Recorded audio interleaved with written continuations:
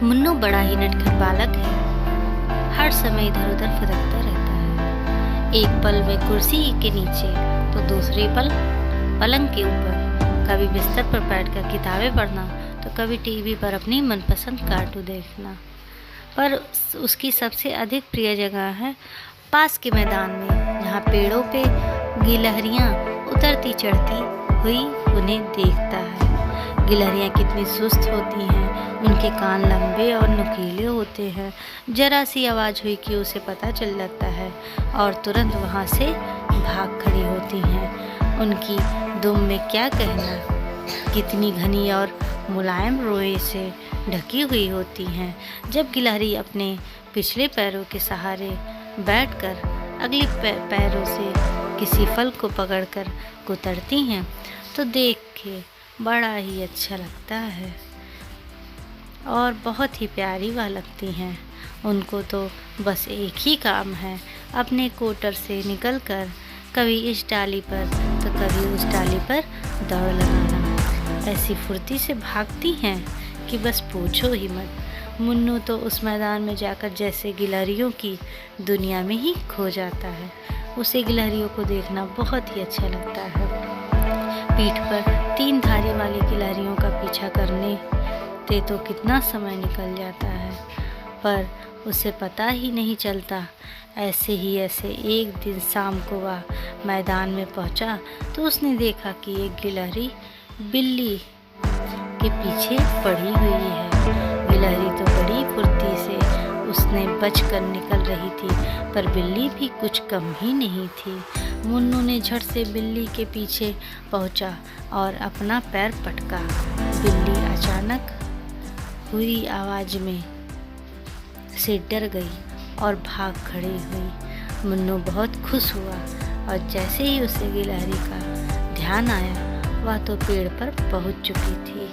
वह मन ही मन गिलहरी के फुर्तीलेपन को देखकर बहुत ही मुस्कुरा रहा था कि वह वहाँ से चली गई।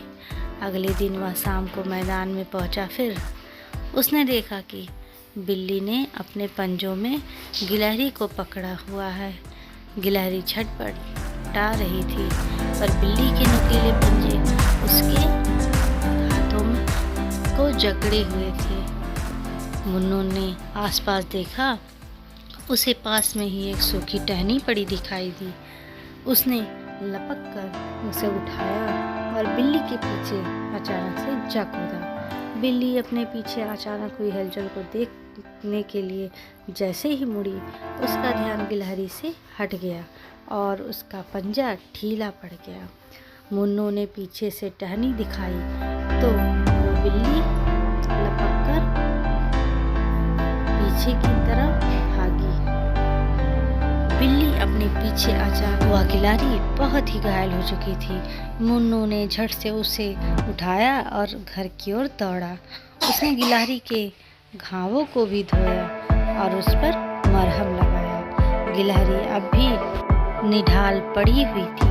मुन्नू ने अपने हाथों से एक एक बूंद पानी गिलहरी के मुंह में टपकाया। धीरे धीरे उसने पानी पिया और थोड़ी देर बाद वह जग गई। मुन्नू बहुत ही खुश हुआ। वह आंगन में पड़ी एक टोकरी ले आया। उसने अपनी माँ की मदद से टोकरी में पुराने कपड़े बिछाकर गिलहरी के लिए गद्दे बना दिए। अब धीरे से मुन्नू ने वहाँ उसे लेटा दिया। गिलहरी ने हल्के से अपनी आंखें खोली, मानो मुन्नू को धन्यवाद दे रही हो। फिर उसने आंखें बंद कर ली। वह थोड़ी देर लेटना चाहती थी। मुन्नू ने टोकरी उठाकर अपने पलंग पर रख दिया। वह उसे अपने पास रखकर सो गया, पर थोड़ी थोड़ी देर में उठकर टोकरी देखने लगता। सुबह हुई तो वह चिर्प की आवाज़ हुई। मुन्नू की नींद खुल गई। उसने टोकरी में झाँका तो गिलहरी ने अपनी आंखें खोली हुई थी और पहले से बेहतर लग रही थी। मुन्नू बहुत ही खुश हुआ। मुन्नू ने फिर उसे थोड़ा सा पानी और पिलाया। फिर टोकरी में थोड़ी देर के लिए अनार के दाने डाल दिए। गिलहरी धीरे धीरे उन्हें कुतर कुतर कर खाने लगी। मुन्नू को आज बहुत अच्छा लग रहा था। मुन्नू ने उसकी अच्छी तरह से जो देखभाल की थी और उसके घावों पर भी मलहम लगाता था। 3 दिन बाद गिलहरी ठीक होने लगी। वह अब उसे पहचानने लगी थी। कभी वह टोकरी के अंदर से झांकती तो कभी खिड़की पर चढ़कर उसे देखती रहती थी और उसके साथ थोड़ा बहुत खेलती रहती भी थी। जब मुन्नू स्कूल से वापस आता तो वह झट से उसके पैरों से वह लिपट जाती थी। अब वे दोनों अच्छे मित्र बन गए थे। वे जहाँ जाते गिलहरी ने उसका भी नाम रख दिया था। अब गिलहरी का नाम भी रख दिया था मुन्नू ने। हमारी वीडियो अच्छी लगी हो तो सब्सक्राइब जरूर करिए। Thank you.